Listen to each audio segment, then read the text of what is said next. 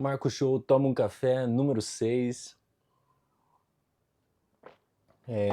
Vi ontem o filme Ainda Estou Aqui, fui ver lá no Cine Sala, todas as sessões lotadas lá do Ainda Estou Aqui, é um grande fenômeno nos cinemas brasileiros, aí, com mais de 1 milhão de espectadores, em um pouco mais de uma semana. E eu queria falar um pouco a respeito do filme, do que eu achei do filme, e também sobre as possíveis indicações a filme estrangeiro do Ainda Estou Aqui e de melhor atriz da Fernanda Torres. Bom, sobre o filme, ele começa com o que eu julgo que há de melhor no filme. Esse primeiro terço eu acho incrível, eu acho que ele estrutura muito bem, com muita paciência, toda a dinâmica que existe naquela casa, daquela família, e ele mostra de maneira muito inventiva e muito técnica, mais técnica do que inventiva, o espaço da casa e de como que ela funciona. Ela vai, o filme ele vai contando aos poucos, vai mostrando, evidenciando as personalidades de cada um dos membros daquela casa. É uma família grande, então esse trabalho é ainda mais difícil, porém o filme faz com muita perfeição esse trabalho. Os espaços são muito bem aproveitados, principalmente a praia desse primeiro terço, que é mostrada ali como uma ideia de um quintal daquela casa, de uma proximidade muito grande daquela família que tem uma grana, é uma família ali de uma família de classe média rica ali do Rio de Janeiro. Então eles têm essa proximidade com a praia e eles mostram essa casa muito aberta, né? Essa casa onde eles não fecham o portão, onde as janelas estão sempre abertas. E é muito interessante como o Walter Salles tem essa técnica bem apurada para mostrar aquilo de maneira muito eficiente, de introduzir essa ideia na cabeça do espectador de maneira muito rápida e muito eficiente. Ele também já vai construindo aos poucos essa ideia de alienação por parte da matriarca da família, vivida pela Fernanda Torres, e, e de como ela vai sendo poupada ali do que vai acontecendo naquelas reuniões fechadas na casa, de algumas coisas que vão acontecendo, que envolvem ali o pai da família, o vivido pelo Selton Mello, que ela não vai ficar sabendo e que ela só vai saber mais pra frente do filme. O Walter Salles vai fazer isso fechando portas, né? Mas também não é um ambiente muito opressor, não é tipo um fechar portas como se fosse um poderoso chefão, que existe uma ideia muito de bloqueio. Esse bloqueio ele é quebrado, por exemplo, pelo filho nos primeiros minutos de filme, quando ele vê um cachorrinho ele leva para o pai. Então é uma coisa secreta, mas não é uma coisa assim velada, é uma coisa mais de proteção deles, desse restante da família não ficar sabendo do que se passa ali, por uma ideia de proteção mesmo. É muito interessante como o filme lida com essa ideia da primogênita viajando para Londres, como uma ideia uma ideia de fuga por parte do pai, que já pensa nessas coisas, ele já antecede esses movimentos, mas que para a cabeça da filha ainda é uma coisa muito assim de fetiche em relação aos heróis dela, que seriam os Beatles, né, os Rolling Stones, e toda essa ideia de arte, de efervescência cultural que ela poderia viver lá. Então tem essa dicotomia, né, que é muito bem apresentada no filme. Eu acho que o filme já atinge seu auge antes da primeira hora, que é quando os milicos eles vão lá sequestrar o personagem vivido pelo Selton Mello, levando ele para aquelas salas de interrogatório cheias de tortura, e eles somem com ele, levando ele, buscando ele na casa dele, né? E toda a maneira como aquilo é encenado é muito interessante, aquela maneira simbólica do milico fechando as cortinas de uma maneira bem agressiva, assim, né? Bloqueando aquela casa que era um lugar de liberdade, né? Então ele está fechando aquilo. É uma maneira bem bonita, assim, de você passar aquela mensagem. Os momentos que ela está sendo interrogada e ela foi sequestrada ali pelos milicos do exército, eles são bem minimalistas, é uma escolha interessante por parte do Walter Salles, e eles também começam a construir essa ideia de que a ideia da ausência sendo pior do que a dor física mesmo promovida pelos militares, né? Essa tortura pela ausência das coisas, a ausência que ela tinha ali dos seus familiares é maior do que da dor física, de um castigo físico, né, promovido por esses militares da ditadura. Eu gosto bastante de toda a parte da investigação promovida por ela, a personagem da Fernanda Torres, para encontrar o seu marido desaparecido. Eu acho que, principalmente no começo dessa investigação, o Walter Salles, que tem uma técnica muito refinada, ele poderia descambar para elementos de um thriller, de um suspense, que ele rejeita, sabe? Ele nunca transforma aquele filme num filme de gênero, sabe? Numa coisa mais assim, numa coisa um pouco mais escapista, que fugiria muito com o tema, com a proposta do filme, que é essa realidade mais crua e de um evento baseado em fatos reais. Do terceiro ato em diante, o filme vai funcionando cada vez menos, para mim, pelo menos. Os personagens, eu acho que o filme se torna gentil até demais. Eu acho que tem muitos personagens ali que vivem pedindo desculpas. Eu acho que tem toda uma encenação muito gentil que não coaduna com a realidade triste do filme. E assim, você vê pelo menos o personagem do Humberto Carrão, do Dan Stubach pedindo perdão. Já no começo do filme, já aquele carcereiro, o primeiro carcereiro, ele pede desculpas para o personagem da Fernanda Torres.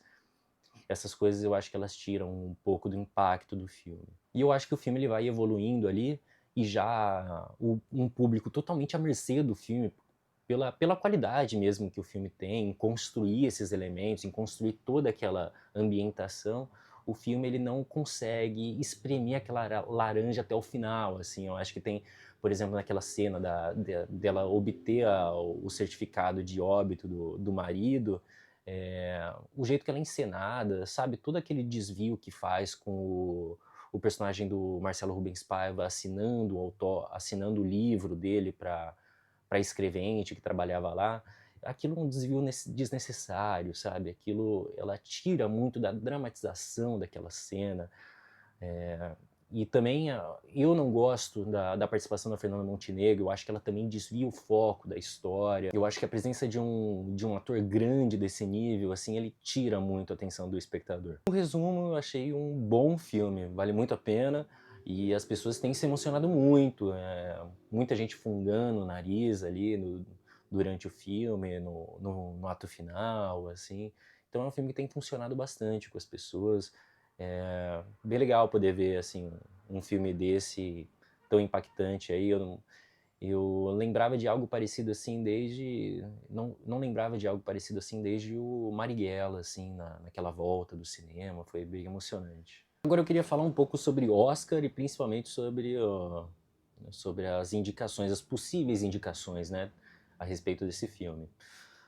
Competição na arte é sempre algo muito subjetivo, né? A arte não é um esporte onde tem um gol claro, né? Um gol como objetivo.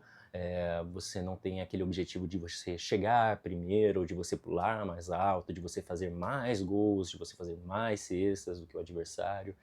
Então, a qualidade do filme está sempre muito mais associado à capacidade argumentativa de quem o assiste e dessa subjetividade muito grande, né?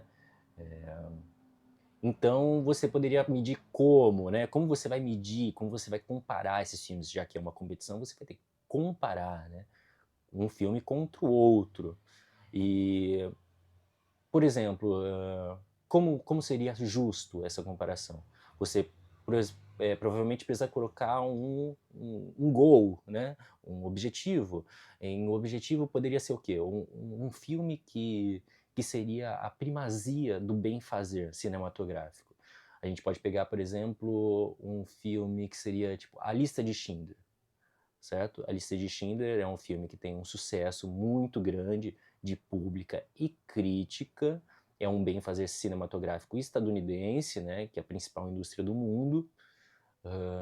Então, a gente julgaria os filmes com base na lista de Schindler. Então o melhor filme, entre dois, seria aquele que mais se aproximasse do A Lista de Schindler, em estilo, em seriedade.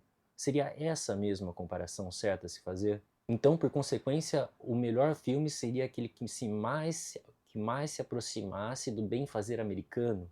Então, países que se adaptam a esse estilo, a essa linguagem americana de se fazer filmes, são os que têm o melhor cinema, e aqueles do terceiro mundo que não têm condições de fazerem o mesmo tipo de cinema, então eles seriam cinemas que seriam mais descartáveis.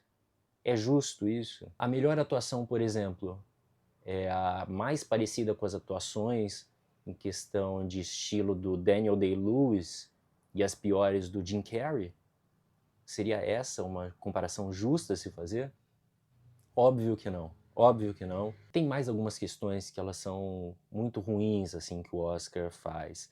Por exemplo, essa questão de você desmembrar os filmes em várias categorias, ela passa uma concepção errada para o público na visão que ele tem dos filmes que ele assiste, sabe?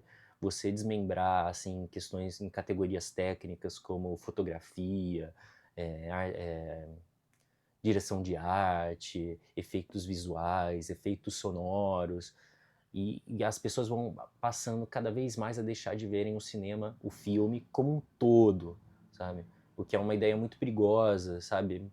Porque aí vai muito mais nessa ideia de o bem fazer cinematográfico.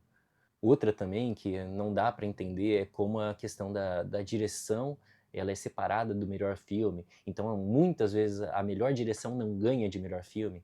Como, né? São questões indissociáveis, né? Como que um melhor filme não vai ganhar de melhor direção? A melhor direção é o melhor filme. Isso não tem como, sabe? Você dirigir um filme não é você só movimentar a câmera. Os movimentos de câmera não são a função não são a função do diretor. A função do diretor é ver o filme como ter uma visão artística sobre uma história, sobre algo e construir aquilo em imagens e sons, sabe? Se ele é o melhor que construiu isso, aquele é o melhor filme. Não? Então eu não gosto de premiações. Eu gosto. Eu acho que premiações, assim, festivais, mostras, elas dão um direcionamento muito grande do que está acontecendo no cinema e o que pode vir a acontecer no cinema. Ainda mais quando o júri é muito competente, ele é capaz de ditar os rumos do cinema. Então é bem interessante. Eu gosto do Oscar, eu gosto, mas eu sei que ele não tem validação artística alguma. O Oscar ele funciona muito mais como uma festa de glamour sobre uma celebração para a própria indústria norte-americana, entendeu? E ela, por muito tempo, ela foi muito eficaz nisso ao promover essa cultura estadunidense para o mundo. Então, os americanos são muito bons nessa autopromoção, né? É claro que grande parte do que eles fazem são guerras culturais muito violentas, né? É claro que eles não fazem só com a habilidade deles, mas eles também eles são muito bons em se autopromover, assim. Então, e, e eu acho interessante o glamour, mas aí é uma coisa muito pessoal, assim, sabe? Eu gosto da festa mesmo, eu gosto da maneira como que eles fazem a dinâmica do host, né? Que apresenta com um monólogo e ele faz uma piadinha ou outra de quem tá lá e eu acho muito interessante a festa em si. É bom entender que o Oscar é um prêmio da indústria estadunidense, da indústria cinematográfica estadunidense para a indústria cinematográfica estadunidense, sabe? Não tem nada a ver com outros países. Os membros da academia, que são as pessoas que votam, são majoritariamente estadunidenses. Os estadunidenses artistas, membros da academia, eles não fogem à regra do mundo normal. Eles são pessoas também que eles são muito fechados em seus próprios países. É muito difícil eles, por exemplo, verem um filme estrangeiro. Eles não conhecem nem as capitais dos outros países, imagina serem abertos a escutar, verem filmes legendados. Os filmes selecionados para a premiação no Oscar, eles não são selecionados pelo seu mérito artístico. O filme que quer participar do Oscar, ele tem que ter fazer uma campanha que exige tempo e principalmente dinheiro, para fazer com que esses votantes eles assistam o filme, ou pelo menos que eles saibam que esse filme existe, e eles saibam a repercussão desse filme. Né? É muito ingênuo acreditar que esses votantes são... Ó, você pega a seleção principal dos 10 melhores filmes, nem são os filmes estrangeiros, os 10 melhores filmes. Você acha mesmo que esses votantes, que tem, por exemplo, pessoas como The Weeknd, Taylor Swift, os próprios diretores, os grandes diretores, eles assistem muito poucos filmes, sabe? E quando assistem filmes, geralmente são filmes americanos, tá? Até pegar os grandes diretores, um Spielberg, por exemplo, você pega um top 10 do Spielberg de melhores filmes, vão ser filmes americanos, tá? Então, você acha mesmo que todos esses votantes assistem esses 10 filmes para votar? Para comparar esses filmes? Eles não assistem, sabe? Então não tem mérito artístico envolvido. É muito mais uma questão de você investir nessa campanha para fazer o seu filme ser reconhecido, para essas pessoas terem a chance de votarem no seu filme. Tem chances, ó, o Ainda Estou Aqui e a Fernanda Torres têm chances de ganhar, de ser pelo menos indicado às suas categorias no Oscar desse ano? Eu acredito que sim, porque pelo que eu ouvi falar, a campanha tem sido muito bem feita, eles